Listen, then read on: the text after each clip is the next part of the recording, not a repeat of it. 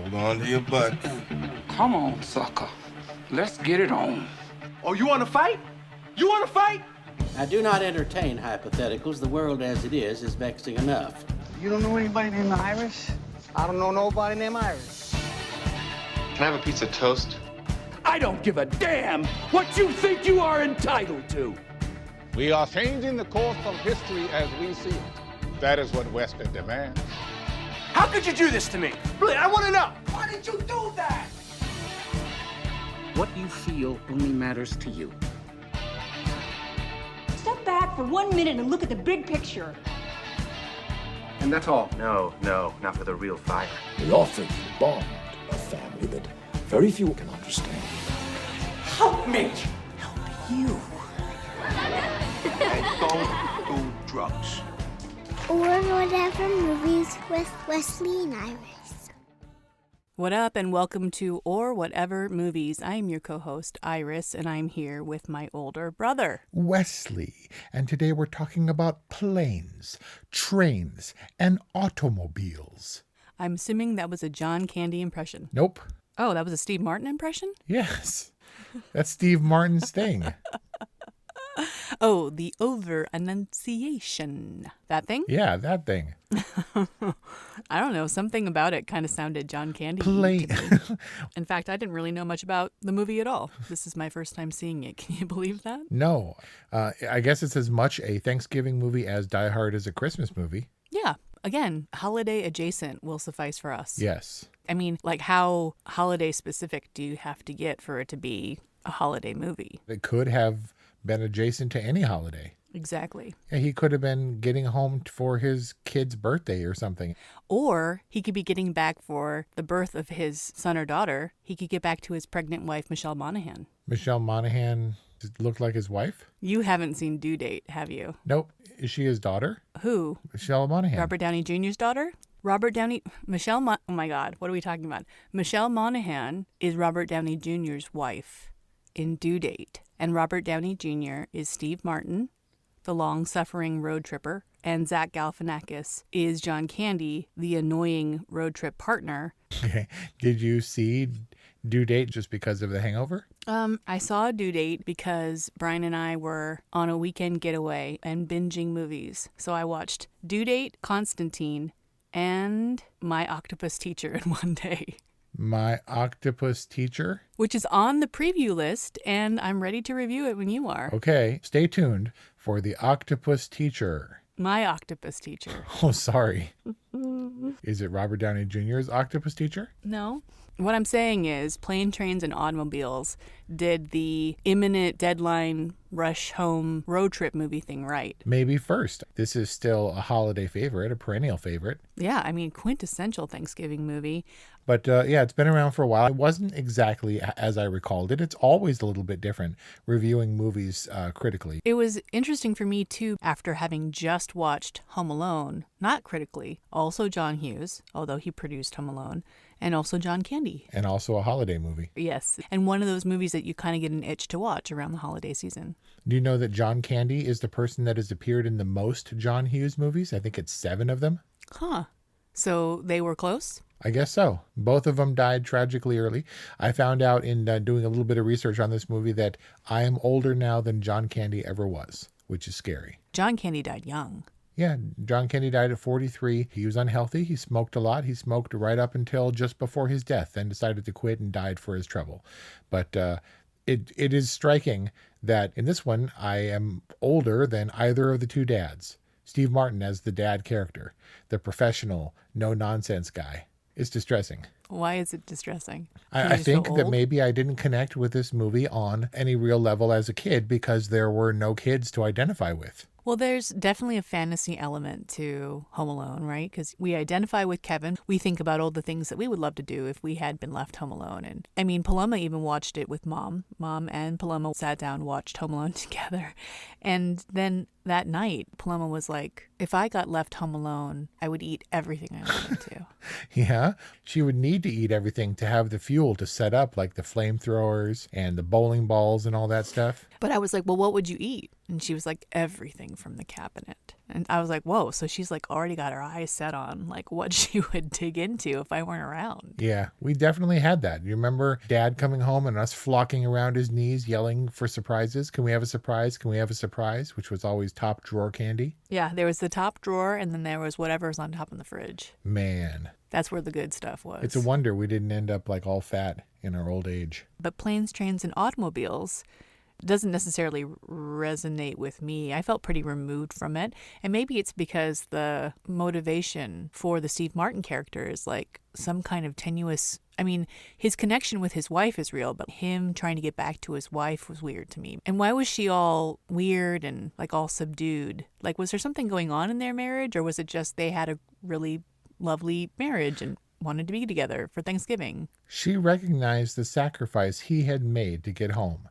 She was jazzed and overcome with endorphins and dopamine and stuff. Yeah, she exhibited the gravity that he felt of finally having made it home. She's like, hello, Mr. Griffith. And then she kind of saunters down the stairs and then gives him a big hug and everything. But it wasn't like, there was some meaning that was trying to be conveyed, you know, in that pause between their actual physical reunion, as opposed to having her just like run down the stairs and jump into his arms kind of a thing. It was meaningful, romantic looks. John Hughes movies are full of them. I mean, it can be about the wackiness, but this movie was also contemplative and measured and restrained in a lot of ways. Yeah, it was kind of weird to see Steve Martin kind of play the straight guy. Yeah, I think that it was his tone or his choices complemented overall the tone of the movie. Unquestionably, in this scenario, John Candy is the fun-loving, you know, kind of zanier guy. Even if he wasn't overtly silly, he was definitely lovable and funny, and then was perceived by Steve Martin as being the goofy guy, the laughing maniacally devil outfit, Whopper fried to the back of the seat kind of guy. He went a little Large Marge. Yeah, there were definitely elements of Pee-wee's Big Adventure that I was going to say, right? Because there was Large Marge aspect of it in that moment, which is kind of the only surreal moment in the whole thing. I mean, the plausibility of them getting that car started after the fire and driving it around with the smoking seatbacks and all that stuff was dumb, but there weren't surreal or, I guess, supernatural elements in that movie any more than there were in Pee-wee's Big Adventure. You have the crystal ball and stuff that was all fake, and you know, those dinosaurs never came to life, but Large Marge, even if it was just a hallucination or a dream, was definitely that truck moment between the two trucks in Planes, Trains, and Automobiles. And other than that, the pace was completely different because Pee-wee was definitely a farce, right? It was supposed to be fun and larger than life, whereas Planes, Trains, and Automobiles, the more I think about it, is the more grounded, realistic movie. Steve Martin being the kind of captain of that ship, and John Candy being someone that he otherwise probably wouldn't have tolerated in his life, which is odd since Dell is going to move into his house now, apparently, after they have their fill of Thanksgiving. Yeah, there was kind of Green Booky at the end there where it's revealed that this man doesn't really have a family to return to, and then he gets invited to, you know, and he kind of envies in a way what the other man has, and he gets invited to the holiday. Yeah, apparently not the original ending. There was the ending where they get home and Steve Martin and his wife share what you called an awkward or a strange moment. And then Dell, seeing that they need their time and he has helped his friend to achieve his objective, I guess in one way or another, takes his trunk, presumably, and walks off down the road. Well, I think it seems pretty fitting. Either way, Del Griffith achieves his goal because his goal, as I understand it, was to spend as much time with Steve Martin as possible. If there was nothing for him in Chicago, then Chicago was kind of a fake destination for him. And he was just trying to spend some time with someone, as he said, he genuinely liked hanging out with. Yeah. And so it kind of seemed like the whole thing was a bit of a ruse where John Candy's character was just trying to hang out with Steve Martin, which also reminded me of Due Date. I don't know why I'm bringing it up since you haven't seen the movie, but spoiler, Zach Galifianakis holds on to Robert Downey Jr.'s driver's license so that Robert Downey Jr. can't get away from Zach Galifianakis. That is so creepy and yet so fundamentally Zach Galifianakis for some reason. Yeah, not at all a surprise, I might add. that the card gets into John Candy's wallet? Well, already you know. I mean, as a dude, you keep your wallet in your pocket and you keep your phone either in your hand or in your pocket at all times. The second he put the wallet in the glove compartment, I was like, oh, that's a terrible idea. Oh, of course. And John Hughes gives us the telltale close-up of the wallet going in there. But the Diners Club has already been returned to his wallet at that point. But Dell either takes the credit card earlier or it somehow winds up in his wallet and he confesses it at that point. Yeah. What I'm saying is this movie wasn't unpredictable. I get that it's a holiday classic and I understand why movies like A Christmas Story and even Home Alone resonate because they have really memorable scenes. Aside from, I guess, the twist, maybe the car scene, and certainly the two pillows scenes, like what stands out as the colorful scene that makes you recall Planes, Trains, and Automobiles fondly? Maybe if I put together all the parts that I had seen in passing in totality, I would have seen the whole movie. But this is the first time I saw it in one go. I mean, how many times have they parodied the two pillows bit? I feel like I've seen that a ton. I don't know. But what you're saying is they're memorable comedic set pieces. Just not as many. I feel like this wasn't intended to be a wacky comedy. I feel like it was very grounded and very real and emotional, and you needed that emotional basis in order to turn it and have Dell's wife be dead. I mean, considering the fact that John Candy was in his late 30s, the fact that she had been dead for how long? Like 6 years? 8 years. Man, he was widowed really early, unless she was an older lady. But there were some, supposed to be impactful. And Steve Martin, who spent the whole movie trying to get away from Dell, except when guilt overtook him, really wanting to embrace him and to have a personal connection, to let him into his family, at least for the purposes of Thanksgiving. And I guess in order to have that emotional weight, you have to have a movie that resonates emotionally kind of consistently throughout. How many scenes did they have where Steve Martin was being the logical one and saying, look, I think that our partnership is not conducive to us getting home. And of course, he was trying to get rid of someone who annoyed him, but also practically his mission wasn't to make friends. It was to get home. And they had like 3 or 4 emotional partings where they say goodbye to each other once and for all, only to see each other 5 minutes later through some other mishap, right? I mean, how many times did he say, well, it's been interesting. And, good luck and happy holiday. And it's not funny. It's meant to be serious, I guess. It exists for me in this weird middle ground where it was, like you said, Steve Martin playing the straight guy and trying really hard to get rid of this annoying guy and get on with his life and keeps getting sucked back in. I mean, Dell had nothing to lose, literally. Whether he ended up at an L station in Chicago or in some diner in New York, it was all the same to Dell, right? He could have easily, as you said, sat it out and then gone to Chicago in a week when things had cooled down. Yeah, so it was all a ruse because he, in the taxi mishap, he was like, that seems like a cool guy. I want to hang out with him. But he went to the plane and was stuck in the airport waiting for that same plane, presumably to go to Chicago. Why right before Thanksgiving, I have no idea. But, he got on the same train that Steve Martin was on, that it broke down, and that he was lugging his trunk. He was going to Chicago for some reason, I guess to sell a whole bunch of shower curtain rings, although you probably want to avoid that particular travel. Maybe he was like the chubby guardian angel who was just set down to test Steve Martin's faith in humanity, like Don Cheadle's character in The Family Man, where Dell going to Chicago of all places in the Thanksgiving rush with a trunk full of shower curtain rods. I mean, that dude, like, to test Steve Martin, went through every single towel in the bathroom. Didn't Steve Martin go first to take a shower? I mean, apparently not. He had to have had time to use all the towels and start his laundry. Towels, and soak his socks, and leave his underwear conveniently placed as a hand towel. But I don't know. Dell didn't seem like a real person. He didn't have real goals or destinations or even motivations, except to strangely kind of hover around Neil's character and smooch his ear and touch his butt. Like if his wife had been dead for 8 years, you'd think, what was he dreaming about when he was all up on? Well, he certainly wasn't gay because people weren't gay in the 80s. Yeah, which was obvious, as evidenced by the fact that they jumped up and they had to be as straight as possible. They were like, how about those Bears? How's that Bears game? Oh, it's great. I think your theory is interesting, and it would make a lot more sense than the more realistic, grounded story. Like, honestly, if he really doesn't have a destination and he really doesn't have any family to speak of in Chicago, then he was just kind of a creeper hanger-oner. And definitely he had the creeper hanger-oner mustache, but also he was lovable. If he was a devil, he was a devil in disguise. And had the cute devil outfit on. What on earth was that sound you just made? That was devil in disguise. It's the Elvis song.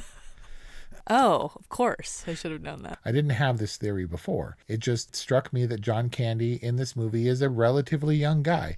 There's a lot of weird things. The fact that he could sustain himself selling shower curtains and could have ever have been married, making those sinus clearing sounds and leaving his back. I mean, I guess that tracks, right? If he's a bachelor, then he would leave his underwear all over the place and use all the towels and make noise at night, right? Yeah, because he wouldn't be trained. Men have to be trained to live, to be like civilized. Like the instinct as a man in me to rebel at that is just squashed by the truth. Because men left to their own devices are horrible people, disgusting individuals. Yeah, I'm naked right now, and I've been working all day. That's not true. There's nobody here.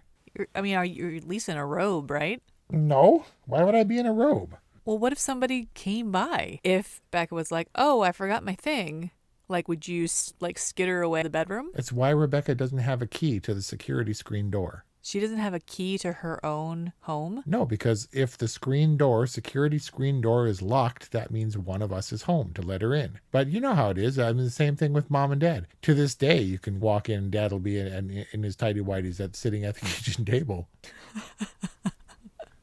He's got like those weird, like no body hair except for the hairy nipples. Oh, okay. You naked and dad's hairy nipples. This is like too much. Planes, trains, and automobiles.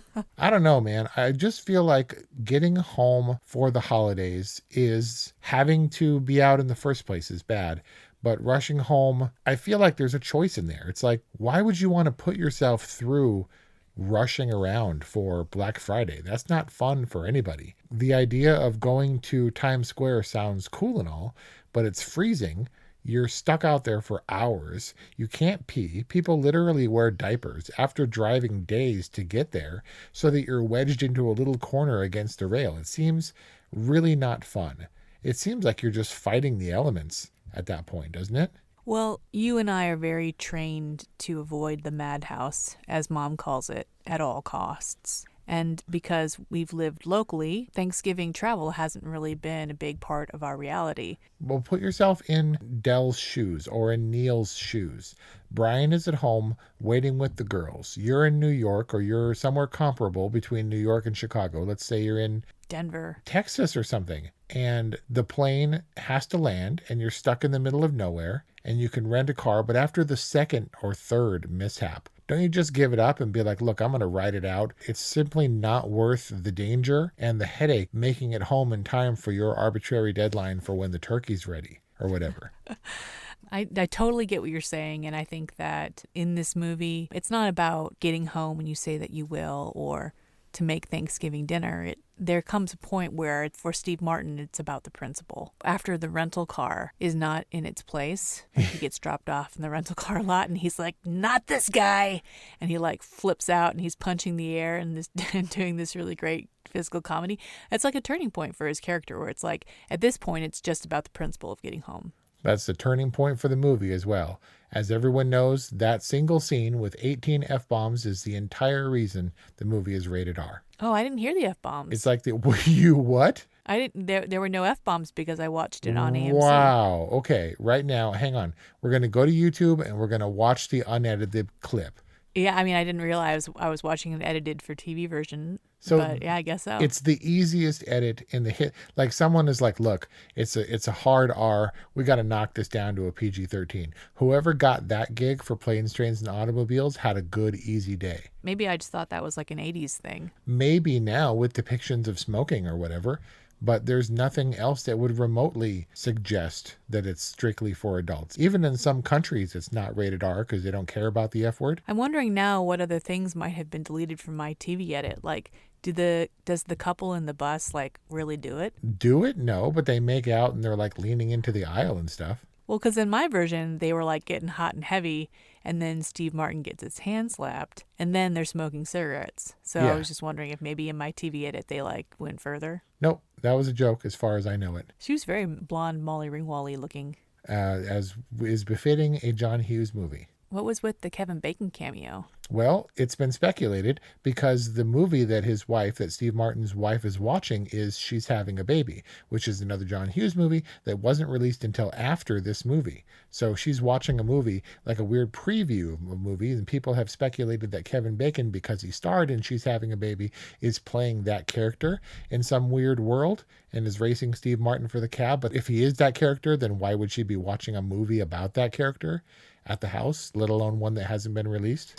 It all happens in the John Hughes universe, the John Hughes-verse. Got it. So Kevin Bacon is a movie star in this universe, and he made a movie that was released in this universe, and Steve Martin's wife is watching it, and simultaneously Kevin Bacon as the movie star is fighting with her husband for a cab. Yeah, so I guess the 6 degrees of Kevin Bacon for this movie is really easy, but you can't tie him to She's Having a Baby. A, because that movie didn't exist in the world yet.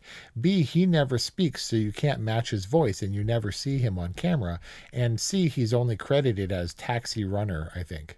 I feel like Kevin Bacon just wanted to have 6 degrees of Kevin Bacon. Like, he makes all these random cameos in all these random movies. Like, was he just fueling? Is this some kind of con on Kevin Bacon's part that he was like, I'm just going to be in a whole bunch of movies and then people can put me together? Well, he's the perfect person for it, strangely. I don't know about lately, because he's not exactly the highest profile star at the moment, but this movie was before the 6 Degrees of Separation movie that spawned the game, right?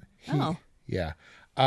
But John Hughes is curious because he was very prolific, as we know. He's synonymous with comedies in the 80s, and he churned them out, man. Supposedly he did the first 60 pages of this movie in like 6 hours or something insane. He'll go and sequester himself for like a week and show up with a movie script. So the fact that this movie was in production at the same time as She's Having a Baby and was finished enough that they could portray She's Having a Baby as being a part of this movie is not surprising at all. Yeah, he's definitely the genuine article. He doesn't have the most original concepts, but his execution has so much charm. And I was interested to see that he produced Home Alone and that Chris Columbus directed it. And I thought, like, what a great team sensibility-wise, because they are able to direct with such charm. You do feel some of the more emotional moments. Breakfast Club had it. Ferris Bueller's had it. Yeah, he's definitely good at that. But you had issue with Three Amigos because it was ridiculous. Yeah. And so I wondered about Planes, Trains, and Automobiles because it's not ridiculous. I would actually say it falls a little bit short of the necessary ridiculousness to make it on par with the great 80s comedies like Home Alone was 1990, but Pee-wee and Three Amigos and any of the zanier ones that, Steve Martin might as well have been Steve Martin Shop Girl or Steve Martin Grand Canyon. Like, he didn't have a beard in this movie, but he was definitely the serious Steve Martin. I guess he was funny at times, but I don't know. It's like a weird gray area.